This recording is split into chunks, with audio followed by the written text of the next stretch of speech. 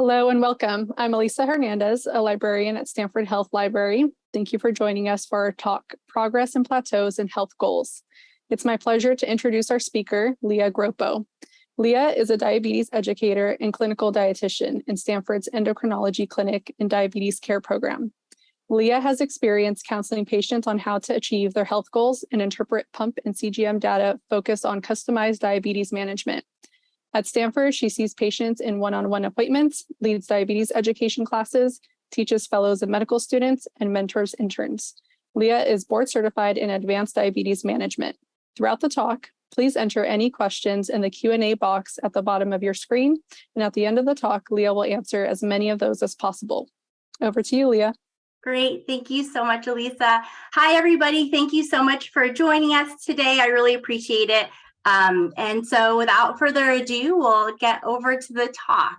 So this is a topic that is very near and dear to my heart. So just thinking about what I do in my everyday job, I talk to different people about making health changes. So I'm a dietitian, so they tend to be very focused on food and exercise, but I'm also a diabetes educator. So sometimes they're really focused on checking blood sugar, things around monitoring our health outcomes. So there are a lot of different varieties. So progress and plateaus towards health goals are something that I really am able to partner with people that I'm working with to really help hopefully achieve the end goals that they want.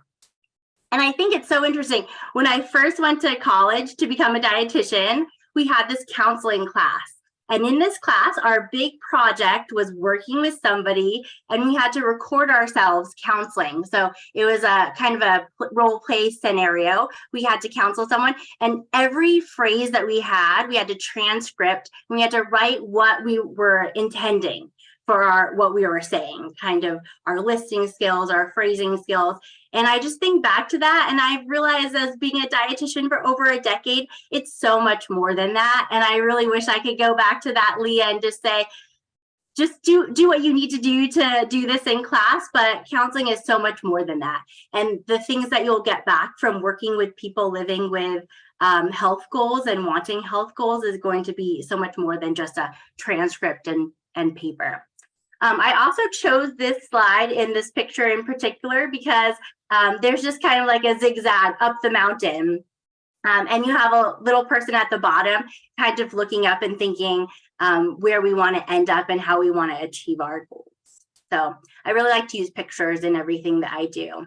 So kind of just really thinking about the perspective that I come to different talks, because I think that's super important. So with a lot of these talks, maybe we're listening to physicians, maybe we're listening to other dietitians or diabetes educators, and really people's focus and perspective and lens really makes a big impact on how they kind of see research and how they really interpret that and help bring that into their own practice. So I'm a dietitian trained in biochemistry, food, how we digest, all that great stuff.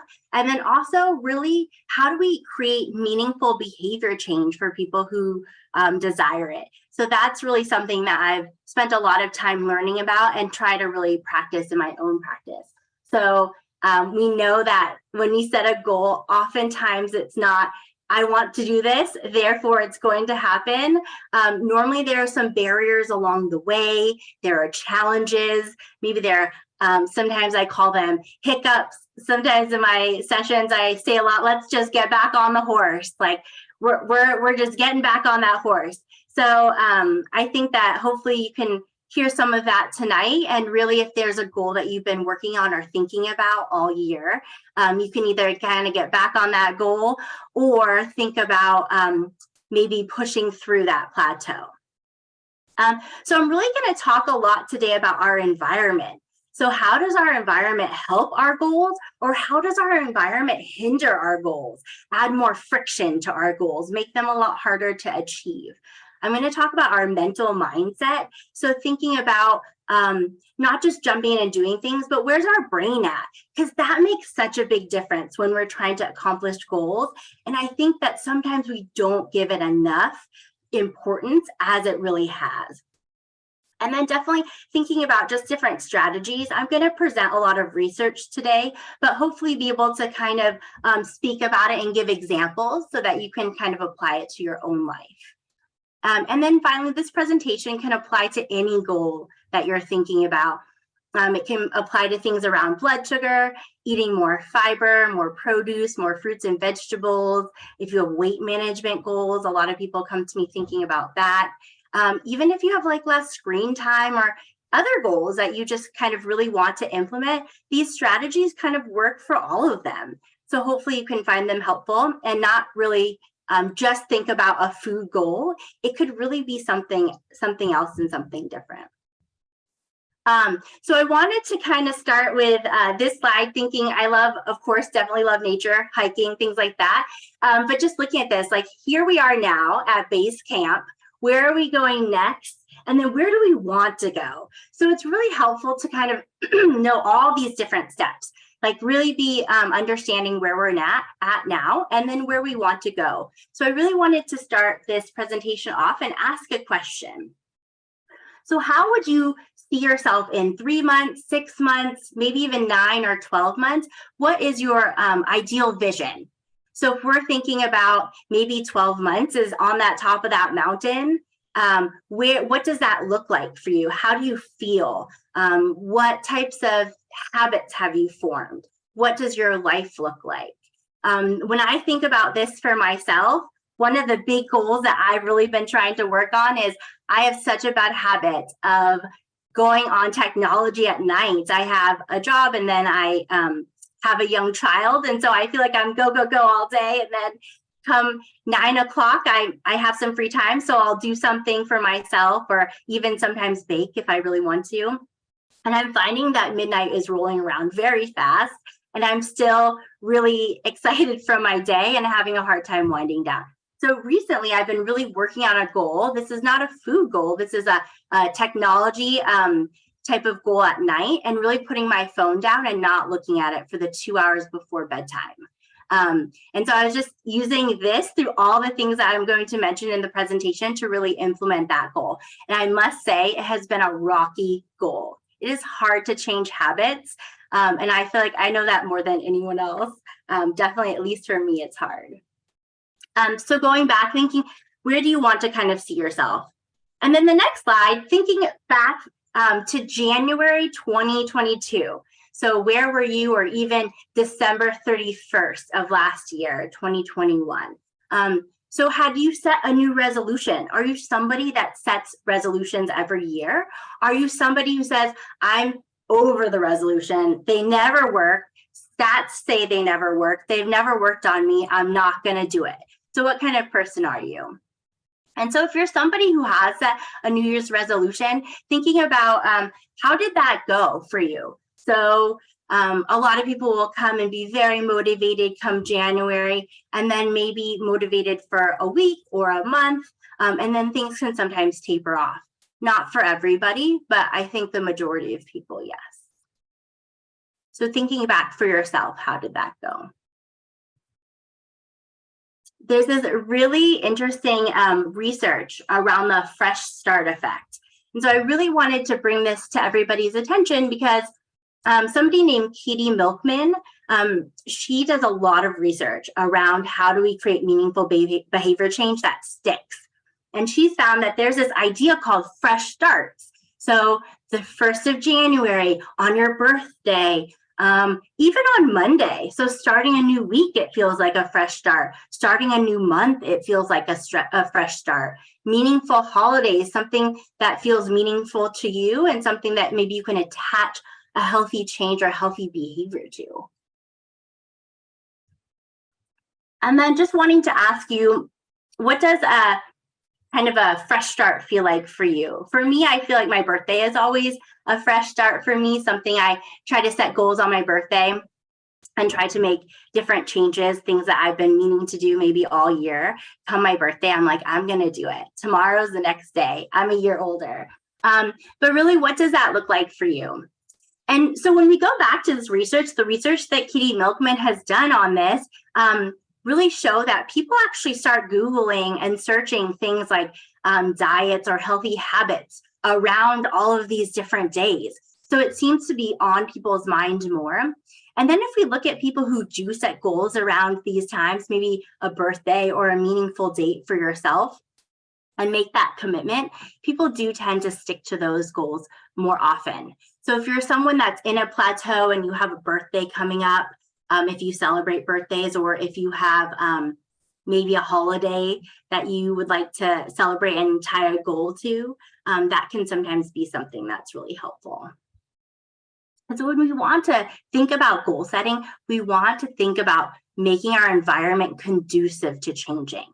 I feel like sometimes we really want to think about that person that's just muscling through everything, and it's arduous and it's hard. And we really want to have goals like that, the hardest possible goal, and achieve them.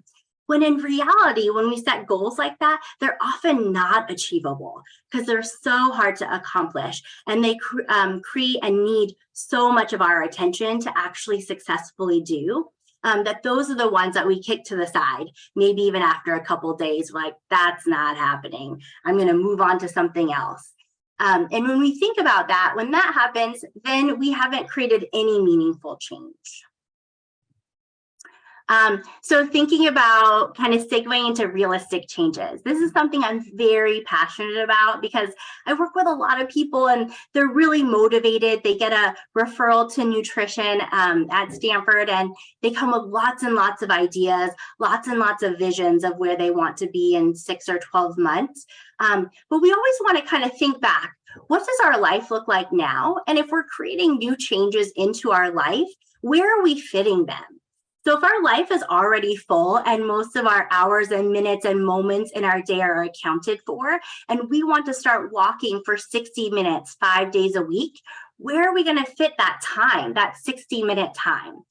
So that's the big question. So a lot of people will look at recommendations that people make, which is 150 minutes, 30 minutes, 5 days a week of exercise for out of our pre-diabetes, diabetes prevention program study. And they'll say, oh, I want to do that. That will be my goal.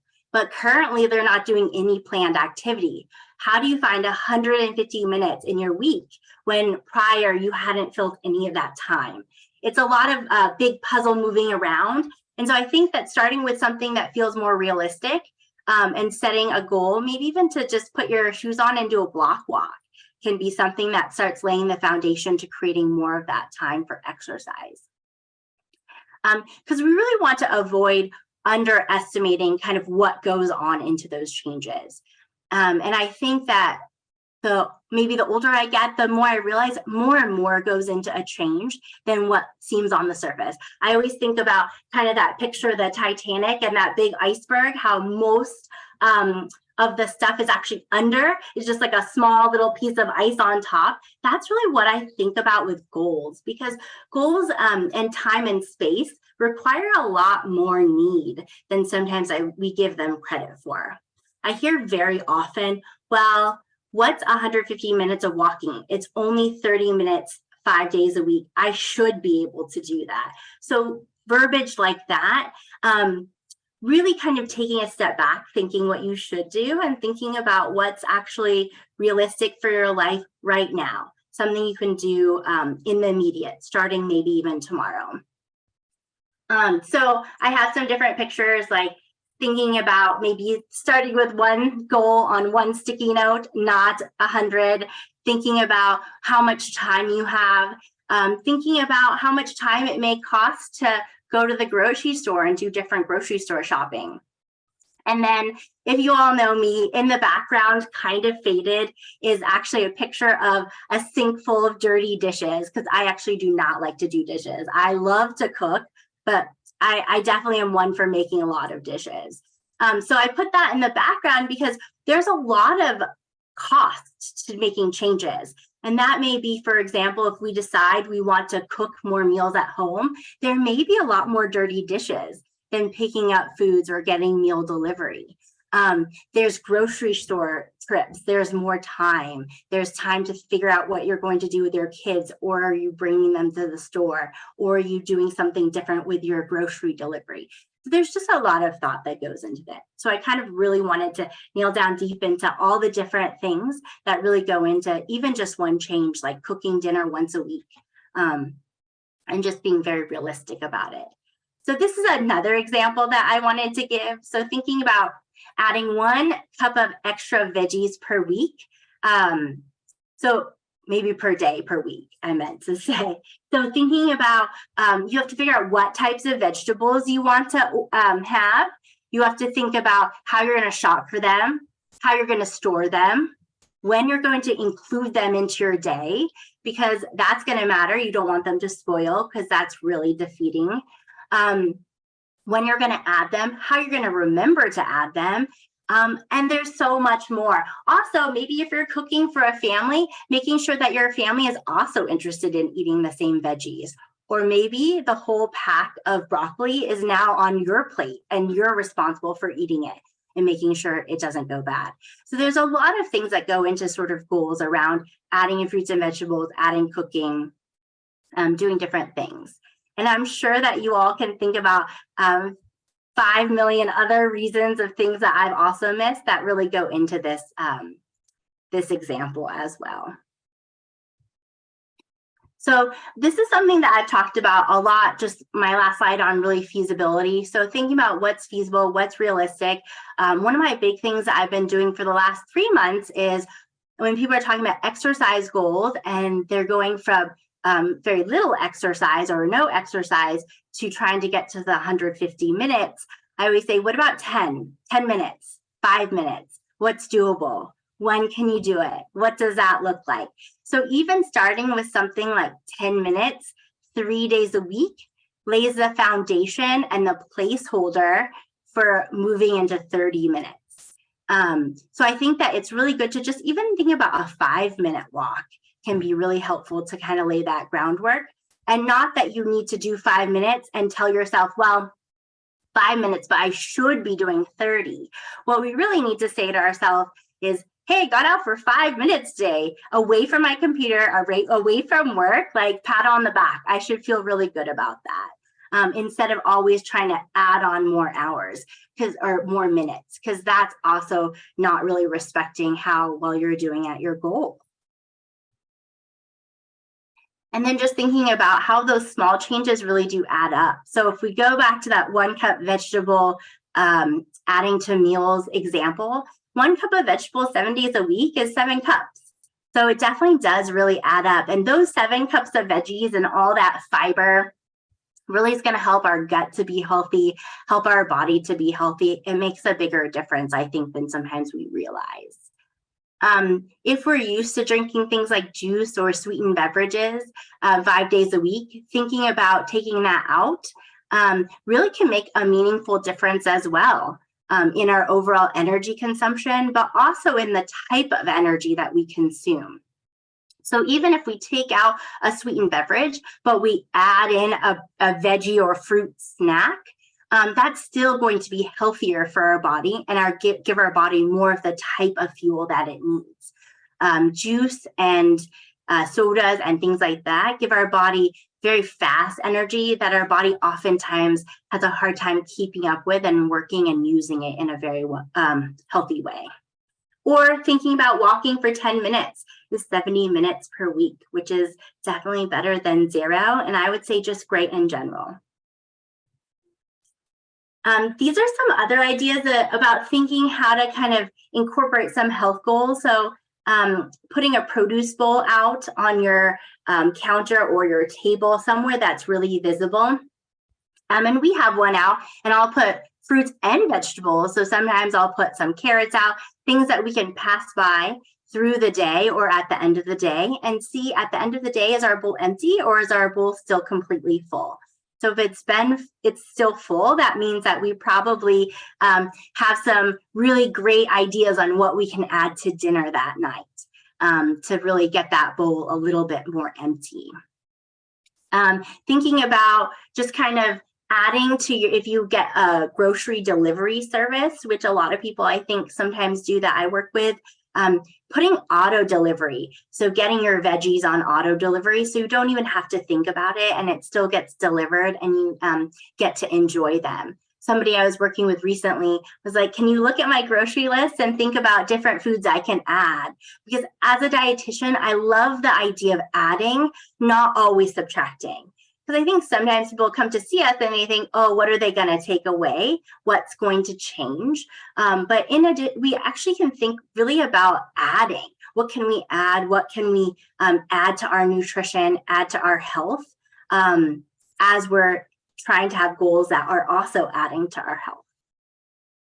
And then also, I mean, if you all think about different ones that you have, definitely you can let us know and I can mention them at the end, because I think that whoever is in this room, you all have the great knowledge and great suggestions. And I feel like I learn all of these from the people that I get to interact with and work with every day, all of my patients. I learn so much. So if you all have suggestions, let me know. I can read them out at the end as well.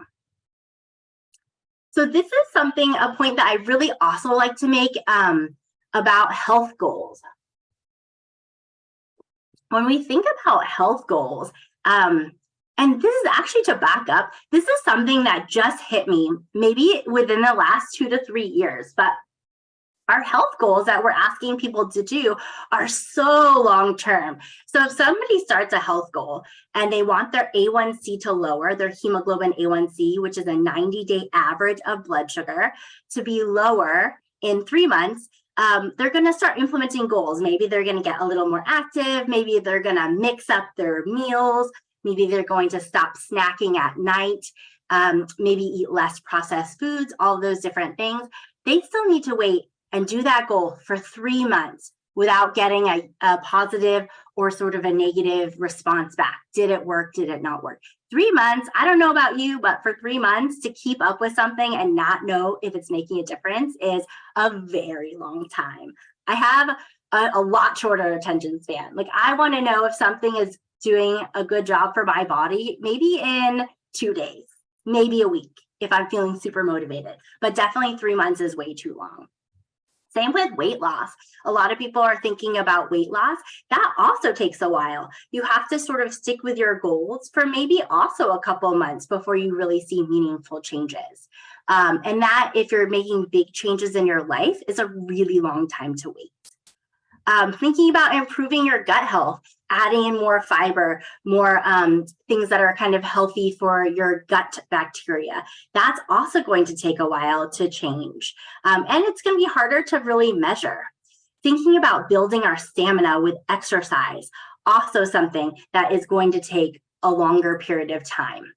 And then finally, thinking about reducing our waist circumference. So I have some people who don't really want to focus on scale, but they want to focus on things like reducing waist circumference, because that also can lower risk factors for complications around our heart and our blood sugar, things like that. So these are long-term goals, but when we're putting a lot of energy into making a change and we don't hear back for such a long period of time, that is super frustrating. I think for a lot of the people that I work with, but then also I know for myself, just a very frustrating thing for myself personally. So what can we do about that? So there is somebody who does a lot of research called Eilette Fishbach, and she has a quote, how can we make the immediate experience gratifying? So I love this quote because I think that this really ties some motivation into the act itself. So it's not just saying, I'm only going to look towards the 3-month hemoglobin A1C change, because we don't know if it's how much it's going to change, if it's going to change, but I'm going to actually make positive things built into the goal, my health goal. So I'm going to make every time that I do whatever my health goal is, make that a gratifying experience. And so I think that this is maybe not new to all of you, but it's definitely a new shift that my brain has really had around healthy goals in my own life, but also when I'm working with people. Another way to say it is thinking about pairing your fun or exciting things that can increase your immediate positive experience of the action, taking your long-term benefits and adding short-term benefits. So long-term benefit would be lowering your hemoglobin A1C, your 90-day average of your blood sugar, pairing with something that's really fun through your action. For example, I want to lower my hemoglobin A1C. I normally think about walking, but I haven't been exercising. So with that, I'm going to pair maybe my favorite music, my favorite podcast, something that I really enjoy listening, talking to a best friend or somebody that's close to me or a family member to when I do that exercise. And so that's adding some really short-term benefit to kind of my long game. So over the 3 months of walking and being consistent, I'm going to see a drop in my hemoglobin A1C. But even every time I went out and walked, I had a benefit wrapped into that. I got to listen to my favorite music. I got to talk to people I loved. I paired positives into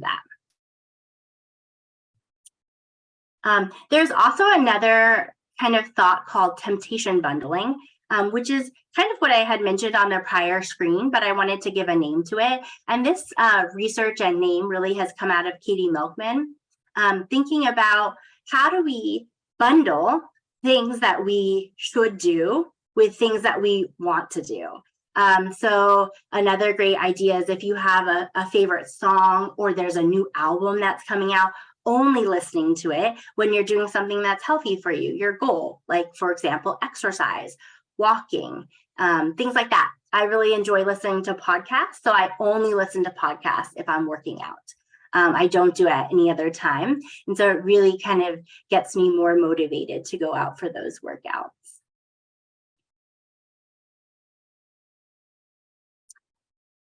And then I wanted to do a little bit of myth busting, but habits, I think everybody says like 21 days or 28 days is really what it takes to create a habit. And that really was kind of generated from a self-help book, I think in the 1980s or 1970s. A doctor had just kind of written it, but it's not actually evidence-based. So we can kind of throw that one out the window.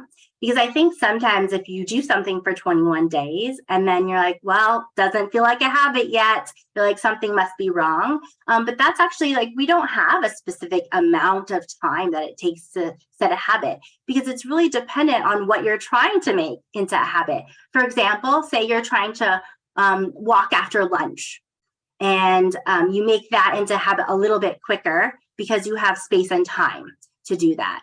But say you're trying to do something a lot larger in your life, a bigger change, something that requires more people. Maybe you're trying to start cooking dinner. You're not cooking dinner right now. You're trying to cook dinner for your family or split that with a partner. So that change may take a lot longer to build because there's a lot more components into that change. But Wendy Wood, she is a psychologist as well. So she does research and she says in general, 2 to 3 months potentially for a habit. Easier habits may be shorter, maybe like up to as low as 18 days, but it just really depends on what you're thinking about changing. This is one of my favorite things to talk about. So I think that we really love the idea of willpower. I feel like this comes up a lot with themes when I'm working with people, but just in general, willpower. And so in the Merriam-Webster dictionary, the definition of willpower is the ability to control one's own actions, emotions, or urges. And so I think that's that's definitely a great and very well put definition. But I want to really kind of break down willpower. So when we say I just need more willpower, it's really not addressing the core foundational issues of what's going on. And it probably is more related to your environment that is set up. So if you want to, for example, walk more or eat more fruits and veggies, it's actually probably more around your environment. Or for example, you want to start cooking more meals at home, eat less food out. Maybe on your way home from work, you pass by a restaurant that knows your order. You can call it in, pick it up, pay for it, and then you have food on the table. Like that is an environment that is making that choice the easy choice. So how do we think about in our own life, how do we create the easy choice, the one that we're trying to accomplish? So if that's cooking at home, how do we have all those foods at home that are easy to cook? Some things are prepped, that it's easy to pass by the restaurant because like, well, I already spent money on the food that I have at home that's almost ready to go. So how do we kind of create and shift our environments? Because really, a lot of people will say, well, I just have to break bad habits, or it's a bad habit. But instead of thinking about breaking bad habits, because that's actually really challenging and oftentimes not as successful, how do we disrupt the environment that is letting that habit live? So how do we change things in our life that is letting that habit just be the easy choice? So we want to kind of think about those things as well. And really, I think you'll find, if you get to know me, I really don't believe in the willpower idea. I believe more into crafting and changing our environments. So this is a really interesting study that they did. This is somebody that works at Stanford, Leah Groppo. She is the last person on the paper.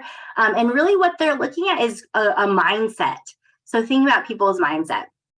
So they took people and they offered them cycling gym classes, and they basically tracked if they went to the cycling classes twice a week or if they did not. And so they spent in the beginning of the study 10 minutes with both groups. So one group, I know that the type is small, but I can kind of interpret it for you. One group was really focused more on appeal focus. So they got a handout talking about growth mindset. Thinking about seeing exercise in a new light, for example, assessing your mindset, assessing your progress, changing your mindset. So really kind of shedding a light on this exercise as something that is new and exciting, even something that they have quoted, I have it written here, do what you love, be creative, and try new forms of exercise. So it's very positive and it's really open, like a very open handout. First is the health focus group. So for 10 minutes, they got this handout. So this handout is created, I think, by I think it's by the CDC. So a government agency created this handout. Often it looks like a lot of handouts we may give out, actually, talking about the 150 minutes that comes from the DPP. It's evidence-based. It's basically saying how much exercise you need to be healthy. And then it's also talking about doing strength training exercises and cardiovascular exercises. So it's very factual based. And if I were to look at these two, I would think, well, I want to know the facts. Maybe the health fact sheet is a great one. But actually what they found in the study is looking at the more growth mindset and really reframing exercise as something that's fun, something that you can accomplish and something that you can do and be creative with, actually yielded a lot more benefits for those people. So this is really what happened. So class attendance in that the darker line is the appeal focus. So the handout that is the light green handout, and the purple handout is the health focused. And so we found that more people came to class. And then of those people who came to class, or just people in general, they all got the survey. How likely were they to sign up for other future classes? A lot more likely. And so what we're really learning about this is sometimes people don't just need the facts. Like we can memorize and understand facts, but sometimes maybe they need more of the nudges around creating these changes. And really answering the question, what's in it for you? What's in it for me, before making a change, versus just saying, hey, you should exercise because it's really healthy for your body.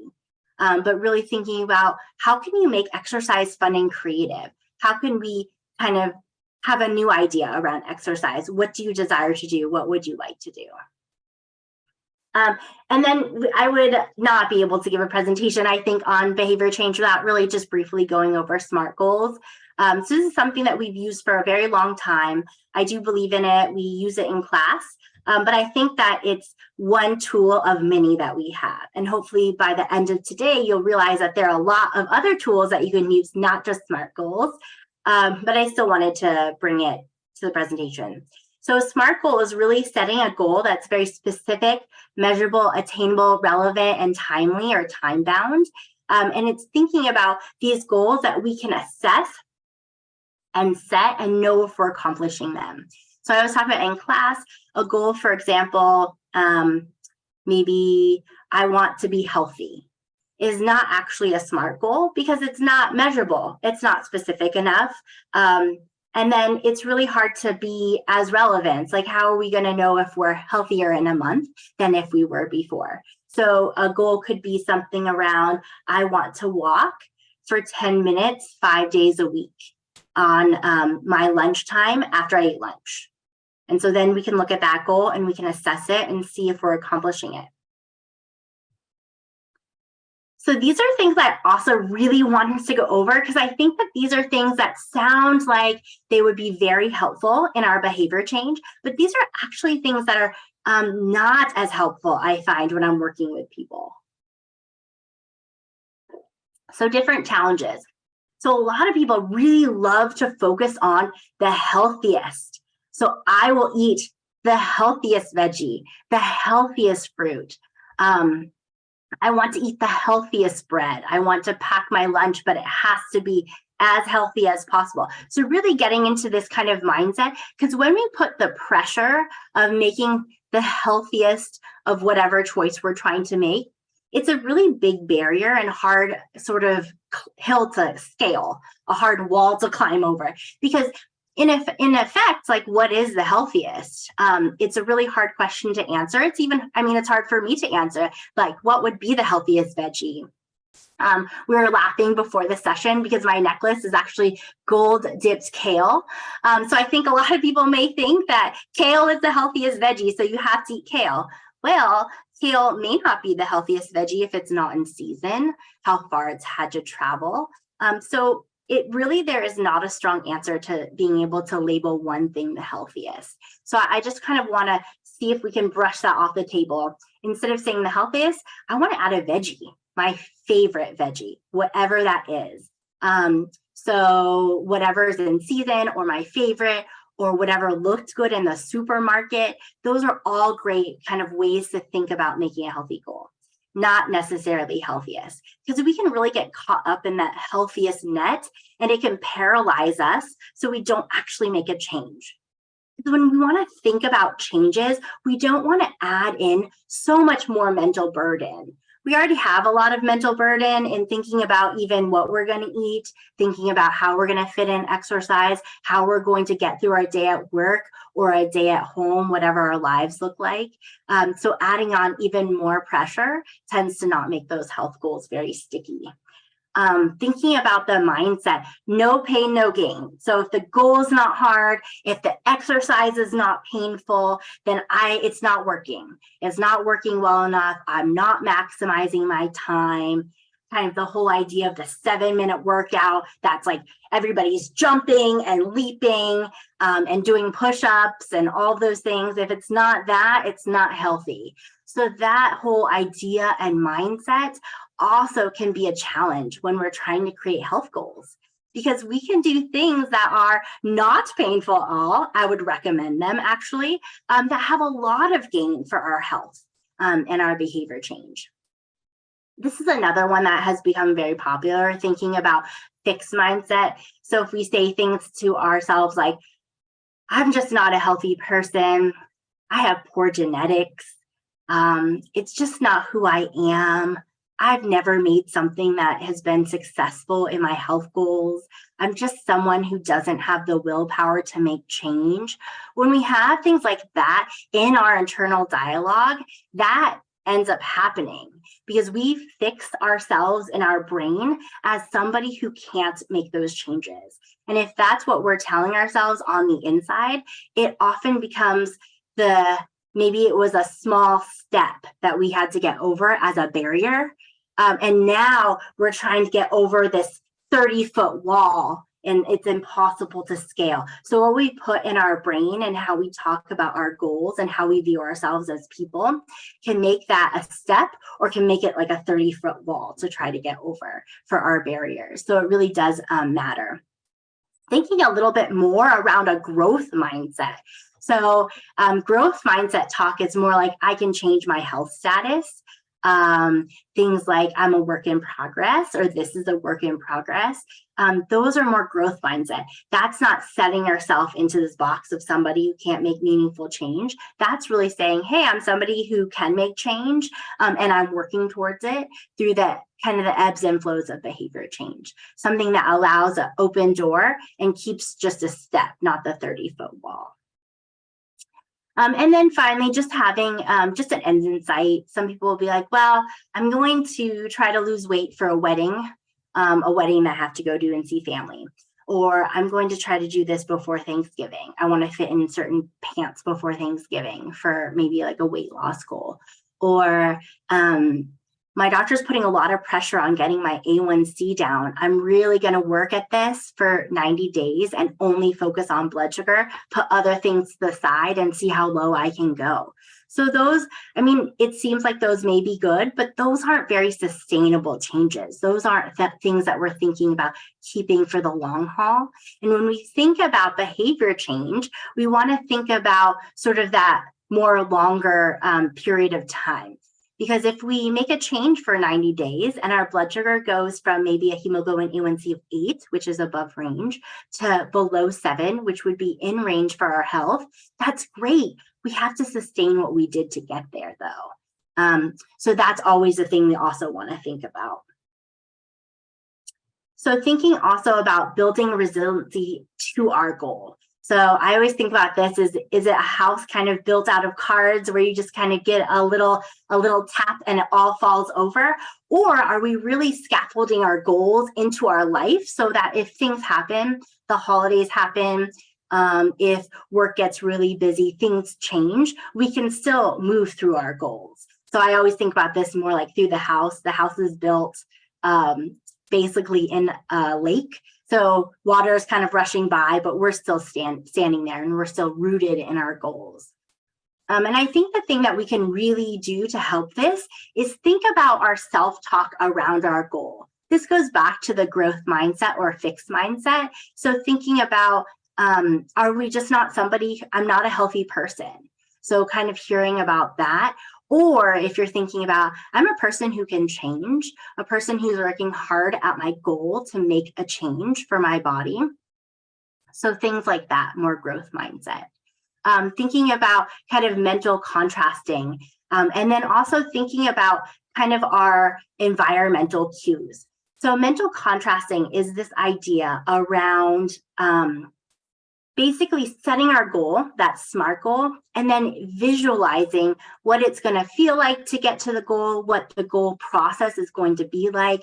So for example, if I want to start cooking dinner and I'm going to start buying more fruits and veggies for that dinner, I would envision going to the store, picking them up, cooking, all the great smells with cooking, all the great things that I will get, maybe cooking with my family, all of those things. And then once you have that really positive experience established, you have to also think about the barriers. So what are the potential barriers that could happen to me achieving this goal of cooking at home? Oh, maybe I don't have very much gas in my car, and so I have to stop and fill up my car with gas and then go to the grocery store. And by that time, it's too late for dinner. Can't do it for that. Maybe it is, I don't have a recipe that I want to use or people want to eat in my family. Or, I mean, there's just a million potential barriers. But you want to think about that for yourself. And you want to really explore that and think about what that means to you. Because when you go through that, then you can layer back on, okay, so if I don't have a lot of gas in my car, what am I going to do? You can think through them. So in the moment when you're hungry, and maybe you have like yelling toddlers in the back of your car or whatever that looks like, you're tired, you're stressed from work, you have a game plan already. Okay, I can go to this gas station, it will only be 5 more minutes, and I'm only gonna pick up 2 things and make a 1-pot meal. So I'm still gonna achieve that goal, but I have kind of a secondary idea of how I'm going to do it. So mental contrasting is not just thinking about the positive, thinking about the positives of your goal, living it, through your memory and mind, and then layering on what those barriers could be, and then almost like creating a game plan, plan B, a mitigation plan around that, so that if you get into that scenario, that you already know what you're going to do. You don't have to use extra bandwidth to think about, well, what now? Like, I set this goal, it's Wednesday. What do I do now? I don't have a lot of gas in my car. You actually just have something already to go. And then finally, also thinking about just those environmental cues, like what does that look like? Do you have shoes in your car that you can go walking while you're at work? Do you have something that helps trigger a healthy behavior if you work at home? Do you have that fruit bowl or veggie bowl? What does that look like? And then really thinking about how do we ground our healthy changes in the things that we normally do. So we don't want to reinvent our life and our life wheel. We want to think about how we root those healthy changes into what we normally do. And then to really go more into changing our environment. So this is a huge thing. What do we see? What do we smell? Where do we walk or drive? What ads do we experience when we're walking different places? Are we seeing kind of the ads for sodas or different things? Are we smelling freshly baked cookies from the bakery down the street from our house? Are we looking at fruits and veggies as we walk through the grocery store or that we have on our kitchen table? Are we driving by our favorite restaurant or favorite fast food place every day after work? And we're smelling the smells as we drive by and our wheel just happens to turn that way. So what does our environment look like? And so in response to that, maybe we start taking a different way home from work to kind of break that habit and break that change. Maybe we don't bring the cookies inside of our house, or maybe we put them in a very far away place, something that kind of gets them a little bit more out of our mind, and we put those other choices more at the front of our vision. Thinking also about cue-based sort of changes. So this is something that really can help you implement a new goal if you want, especially things like exercise, reminders, things you have. It could be a sticky note. It could be an alarm on your phone. For me, it's putting my tennis shoes like right where I'm going to be all the time. So I look at them. And if I haven't put them on, then at the time, like 8:30 comes around, like still haven't put them on yet. They're still there, unused. So it's something that's a cue that can really help you make changes. And so these are some of my kind of final thoughts that I really wanted to present to people, really thinking about considering setting up your environment up with cues. Also thinking about adding that element of fun, which the term is temptation bundling. Thinking about how do we make that experience gratifying, the experience, not the end goal of the health goal, like the A1C change, but actually what we do to get there, make that fun. That is also super important and really helpful in making behavior changes. And then really starting small. It doesn't have to be, I'm going to run a marathon in a month. It could really be, I'm going to walk for 5 minutes, 3 days a week. And that is a great goal. And that could be the goal. You don't have to say, I'm going to walk for 5 minutes this week, but next week it has to be more, because that's not a good enough goal. No, we don't want to think like that. We want to think the 5-minute goal is a great goal. Let's make sure we can create the environment that we can start accomplishing that. Is really important to think about. And then I just kind of leave you with a couple books. The Health Library sponsored this, and so you can always ask to the health librarians if they have these books on hand or in ebooks that you can think about reading or listening to. But really thinking about How to Change by Katie Milkman, I think has a lot of these different research studies, and she talks a lot with examples of how to kind of implement in your life. From Wendy Wood, Good Habits, Bad Habits. Nudge with Richard Thaler and Cass Sunstein is like one of those kind of pivotal books talking about how to kind of create a landscape and environment that helps you make a healthy choice. And then I also like the Brene Brown, her new book, Atlas of the Heart, really talking about how we talk about our emotions and name our emotions really can kind of dictate how our bodies actually experience them and respond to them. So I think that is something that is also very interesting to know and read. And then just finally, I wanted to end, I started with a big snowy peak, and I wanted to kind of just end with this other beautiful nature picture and just really say thank you for your time. And I can look at the Q&A, so feel free to put things in that. But hopefully, really you're leaving today thinking about not focusing on willpower, but thinking more about how you can be your own sort of architect in your environment and make the healthy choice the easier choice. Okay, so let's think. How do we overcome temptations? Specifically, when do you go to stores or see, when you see other people eating unhealthy foods? That is an excellent question. So that one is definitely something like if we're thinking about the holidays and we're eating with different family members, kind of how do we think about this? Well, I think that there's different things that we can think about. We can think about not going to those events and activities really, really hungry. We can think about maybe doing some mindful work. So thinking about doing a quick mindful meditation maybe before we go, so we're not overly stressed before we enter those situations where we're more likely to maybe overeat, but definitely not going when we're overly hungry. And then also maybe create a game plan. So we could think about mental contrasting with this. So we can think about, okay, my goal for this holiday season is maybe to eat one plate. I can fill my plate up with whatever I want, whatever is there, the things that I really want to eat, but I'm going to stick to one plate. And so what is that going to look like? What are the barriers? Like, what if someone brings out your new favorite dish? How do you add that and fit that into your goal? Do you have maybe like a plate and a half? Like, what does that goal look like? And then thinking about when you go to stores, people like to say shop the perimeter because more or less processed foods are on the perimeter sometimes. I also think that not going to the store when you're really hungry, going to the store when you have a grocery list and trying to stick to it and have an idea versus if you wander and meander through the grocery store, that's really hard because a lot of great products can jump out at you and end up in your cart. And you can also end up with a way larger bill, grocery bill. In general too. And then it's also not to say that if other people are eating foods like cookies or different things, it doesn't mean that you always have to say no. Maybe you can enjoy the holiday foods, the foods that you love and you have in your family culture with everybody. And maybe you're watching your blood sugar. And so that's something that you enjoy, but you're also thinking about maybe you think about not having double mashed potatoes because you really want pie at the end.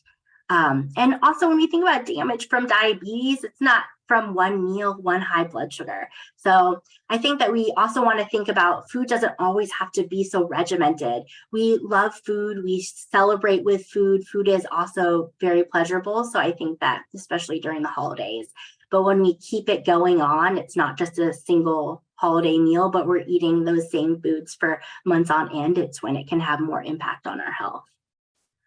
Somebody said, I love the idea of a bowl of produce and see it get smaller during the day. What produce do I recommend? I would say any kind of produce that you like, your favorite. So whatever's in season. So right now I've been seeing a lot more persimmons. I like to do carrots because carrots are great in the outside. So I'll just throw some carrots in there, maybe do some something else that's orange. I probably would try to add a different color sometimes. Lately, we've been having grapes because they've felt good to us. So we'll do some red grapes and throw them in the bowl. So whatever feels good. And so that goes also back to the whole, there's no perfect produce, but just getting veggies in, because when you look at the statistics for how people are eating fruits and veggies, we never get anywhere close to the recommendation. So anything I would say is excellent. And then, somebody said change is daunting and that makes it feel less so. That makes me really happy. And hopefully it kind of takes this idea that when change is hard, it's our fault. It's not our fault.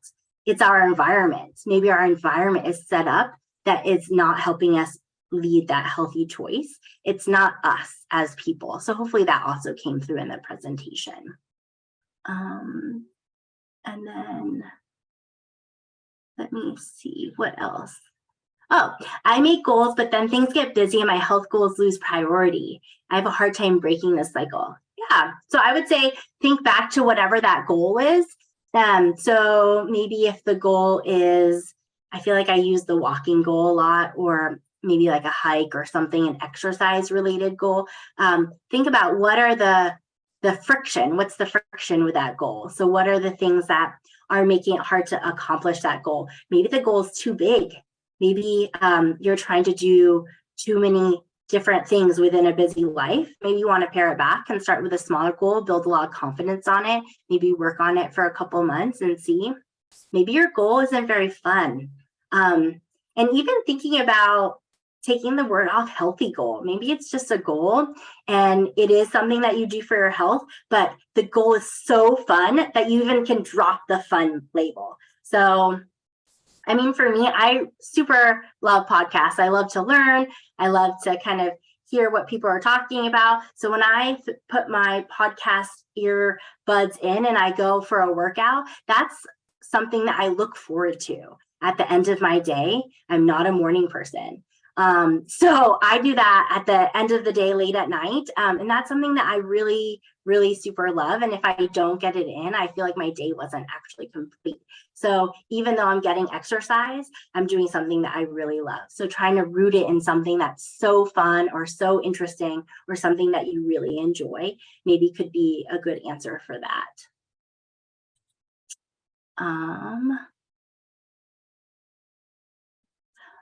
Shifting the environment. What do we do when we're trying to establish healthy habits, but others in our family are unintentionally sabotaging them? Yeah, I think we can have an open conversation with people that we're living with and really talk about maybe being open with what our health goals are. So for example, especially around the holidays, maybe people like me are baking cookies at 11 p.m. at night and then leaving them out on the kitchen table. So everybody else in the house is seeing them and eating them. So talking to the people that you live with and seeing like how can we sort of also support and create this environment that is healthy for yourself and then also for others. And then see if they have ideas. So I find that the most helpful thing, because I definitely do not have all of the answers. I love to read the research, but I don't have the answers. So I would maybe ask that other person that you live with, if there's some health goal that they've been wanting to accomplish as well, and how you guys can marry your goals together to be supportive of each other. And also thinking about it doesn't have to be this huge change. Actually, when we look at different changes in the research, they're not something that people always come in wanting to change. Like when I talk to someone, people sometimes are like, I want to lose 30 pounds, 50 pounds in a visit. But when we look at research, people maybe lose 5 to 7% over 6 months. And then even from that, not everyone keeps it off. So our goals we have in our mind are very large, but the goals actually for our health, like the 5 to 10% weight loss, if it's a weight loss goal, that actually yields great benefit for our hemoglobin A1C, our body, our heart health, kidney health, blood pressure.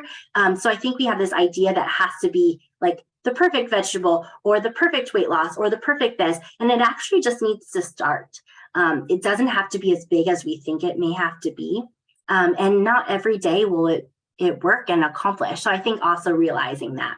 But I would definitely have a conversation with whomever you're living with, because that is something that is important to just get on the same page, but being like really open and sort of just mentioning like, I really am caring about my health and I care about your health as well. This is a goal that I've really been wanting to try. Is there any way that you can, or how do you feel like you can support me in that goal? Is something that I would say. And then, yeah, I think that those are all of there's one more. Yeah, I think that those are all the questions. Does anyone have any other questions? It sounds like people are finding it helpful, which makes me super happy. This is something that we had kind of planned and had talked about as something that might be helpful for people. And so that makes me really helpful, or really, really happy that it can be something that's helpful. Something I see all the time in my clinic as well. And it's stuff I apply in my own life. It's like me research. So we're all in it together, I promise. So I think that is all the questions and everything that I have.